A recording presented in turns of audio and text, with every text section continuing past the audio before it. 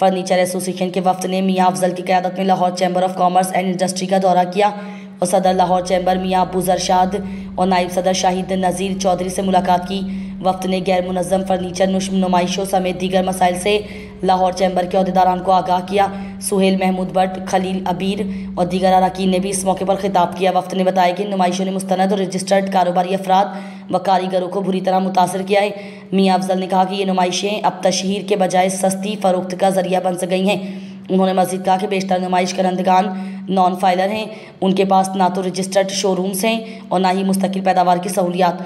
बादस फ़रोख्त खिदमात की अदम मौजूदगी ने सार्फिन का एतमाद भी मुतज़लज़ल कर दिया है। वफ्द ने डेटा के साथ बताया कि इन नुमाइशों में 50 से 70% तक रियायती कीमतों पर सामान फरोख्त किया जा रहा है। उनका कहना था कि दुनिया के दीगर ममालिक में साल में 1 या 2 मरतबा हुकूमत की निगरानी में नुमाइशें मुनक़िद होती हैं, मगर पाकिस्तान में हर शहर में गैर मुताल्लिक़ा अफराद के ज़रिए बिला रोक टोक नुमाइशें मुनक़िद की जा रही हैं, जिससे बाकायदा कारोबारी हल्के मुतासर हो रहे हैं। वफ्द ने मुतालबा किया कि नुमाइशों को रेगुलेट किया जाए, सिर्फ रजिस्टर्ड और NTN होल्डर कारोबारी इदारों को हिस्सा लेने की इजाज़त दी जाए।